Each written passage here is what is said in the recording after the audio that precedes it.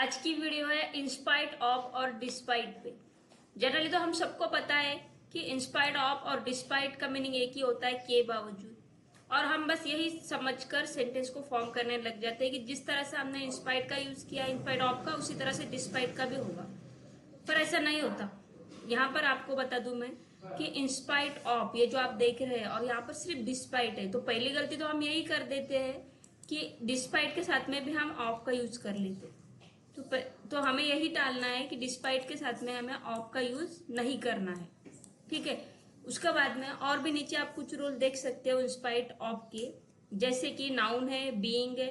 फिर आप इसमें नाउन कब लेते हैं और बीइंग कब लेते हैं, या फिर नाउन और बीइंग दोनों एक साथ लेते हैं, ये आज की वीडियो में हमें समझना है। फिर सेकंड रूल देखिए, यहाँ पर हैविंग का यूज किया गया है। इंस्पाइट ऑफ में हैविंग का यूज कब करना चाहिए ये भी हम सीखेंगे। फिर वर्ब, अगर आप इंस्पाइट ऑफ के बाद में वर्ब लेते हो तो क्या आईएनजी उसके साथ में कंपलसरी है या नहीं, क्या आईएनजी के साथ में हमें उस सेंटेंस को फॉर्म करना चाहिए या नहीं, ये सब आज की वीडियो में देखेंगे। इसके पहले जनरली क्या होता था कि जो डिस्पाइट के रूल है वही हम इंस्पाइट ऑफ के साथ में लेकर सेंटेंस को फॉर्म करते थे और सेंटेंस गलत होते थे। या फिर इंस्पाइट ऑफ को आपने सीख लिया तो आप वही रूल डिस्पाइट पे अप्लाई करते थे। यही तो हमें आज की वीडियो में टालना है और आसान भाषा में इसे समझना है, और इसके 2-3 रूल हमें याद कर लेने हैं। रूल देखने में आपको थोड़े डिफिकल्ट लग रहे होंगे, लेकिन आपको रूल टू रूल इसे लर्न करना नहीं है। एग्जाम्पल पहले समझना है, और जैसे जैसे आप एग्जाम्पल देखोगे वैसे वैसे आपको रूल भी समझ में आ जाएंगे। तो चलिए करते हैं स्टार्ट। अभी यहाँ पर आपने इंस्पाइट ऑफ के रूल देखे, अभी साथ ही साथ मैं आपको डिस्पाइट ऑफ के भी रूल बताऊंगी।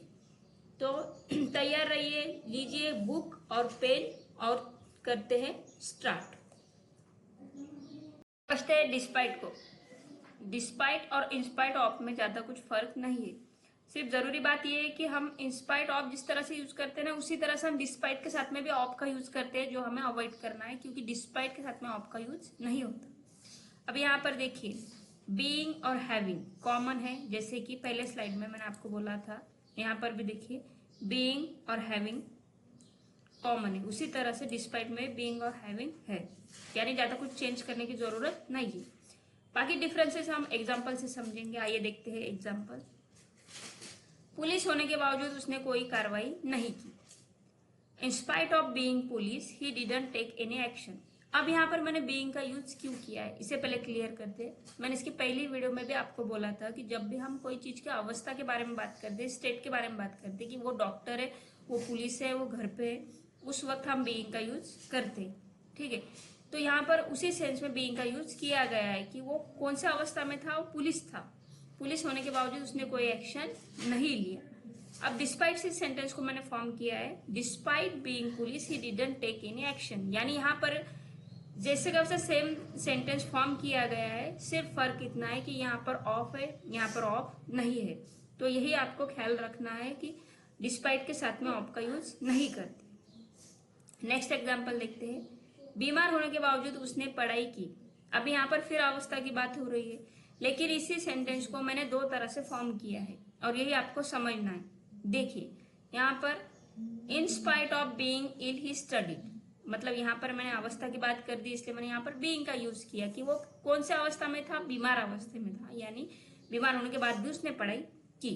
और दूसरा सेंटेंस देखिए, in spite of illness he studied. दूसरे सेंटेंस में मैंने इल को यानी इलनेस को एज अ नाउन यूज किया है, जैसे कि हैप्पीनेस होता है, टायर्डनेस होता है, उसी तरह से इलनेस को यूज किया। तो यहाँ पर नाउन की तरह लिया है, इसलिए यहाँ पर मैंने बीइंग को नहीं लिया। यही आपको ख्याल रखना है बोलते वक्त। जब आप बोलते हो ना, तब प्रैक्टिस होती है, आप ऑटोमेटिकली नेक्स्ट सेंटेंस में बीइंग का यूज कर लेते हो।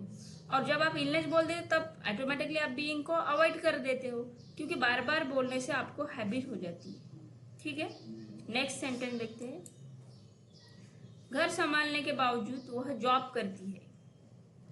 इन spite of taking care of house she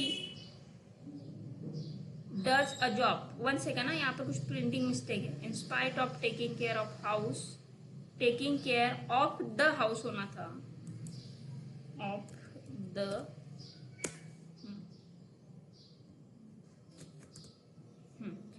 in spite of taking care of the house she does a job, यानी घर संभालने के बावजूद वह जॉब करती है। इसे डिस्पाइट के साथ में हमने बनाया। Despite taking care of the house she does a job. अब यहाँ पर आपको क्या समझना है कि हमारा जो सेकंड या थर्ड रूल था हमारा, आइए स्लाइड पर वापस चलते हैं। हाँ, ये जो हमारा थर्ड रूल है कि जिसमें वर्ब के साथ में आईएनजी को मैंने लिया है, तो वही रूल हमारा यहाँ पर रिपीट हुआ है। ठीक है, देखिए इंस्पाइट ऑफ के बाद में वर्ब आई है जिसके साथ में मैंने आईएनजी को लिया है, तो इंस्पाइट ऑफ टेकिंग केयर, इस तरह से सेंटेंस फॉर्म होगा। डिस्पाइट में भी जैसे कि वैसे होगा, despite taking care of the house she does a job.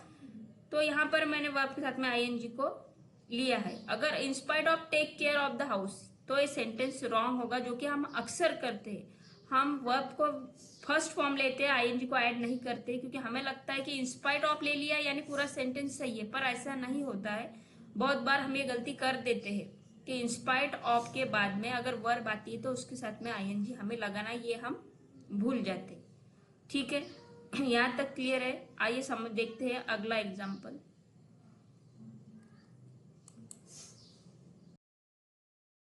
चलिए अगला एग्जाम्पल देखते हैं। बहुत ज्यादा खाने के बावजूद उसका वजन नहीं बढ़ता। देखिए, in spite of eating too much she never gain her weight. In spite of eating, यहाँ पर वर्ब के साथ में आईएनजी लगाई हुई है, जो मैंने आपको पहले स्लाइड में, ये देखिए यहाँ पर, ये जो 3 नंबर का हमारा रूल है ना, यहाँ पर वर्ब के साथ में आईएनजी लगता है। तो 1 second, in spite of eating too much she never gain her weight, यानी बहुत ज्यादा खाने के बावजूद भी उसका वजन नहीं बढ़ता। वर्ब के साथ में आईएनजी का यूज यहाँ पर किया गया है। अब इसे आप डिस्पाइट के साथ में बनाकर देखिए, और याद रखिए कि डिस्पाइट के साथ में हम ऑफ का यूज नहीं करते। नेक्स्ट एग्जांपल, टैलेंट होने के बावजूद उसको जॉब नहीं मिली। अब टैलेंट को आप कौशल्य या फिर कुछ और भी कहते होंगे हिंदी में, बट मैंने यहाँ पर टैलेंट ही लिया है। तो in spite of having talent he didn't get a job. अब हैविंग क्यों लिया है यहाँ पर, क्योंकि यहाँ पर उसके पास कुछ होने की बात की जा रही है, यानी टैलेंट, उसके पास में टैलेंट होने के बाद भी उसे जॉब नहीं मिली। इस सेंस में सेंटेंस बनाया गया है, इसलिए in spite of having talent he didn't get a job. अब इन दो सेंटेंस को आप डिस्पाइट के साथ में बनाकर देखिए, और यहाँ पर खत्म होते हैं हमारे सेंटेंस। आई होप कि आपको ये कंसेप्ट अच्छे से क्लियर हो चुकी होगी कि डिफरेंस क्या है डिस्पाइट और इंस्पाइट ऑफ का, और क्या क्या रूल है। मैं मिलूंगी आपसे अगले वीडियो में इसी तरह के कुछ एडवांस, कुछ इंटरेस्टिंग स्ट्रक्चर के साथ में। तब तक के लिए keep practising, take care and bye bye. और हाँ, थैंक्स फॉर वॉचिंग, और थैंक्स फॉर आपके सपोर्ट के लिए। आपका कमेंट मुझे जब मिलता है तो मुझे और भी इंस्पिरेशन मिलती है। इसी तरह से कमेंट कीजिए, आपका सपोर्ट बनाए रखिए, और स्पोकन शिक्षा को देते रहिए प्यार।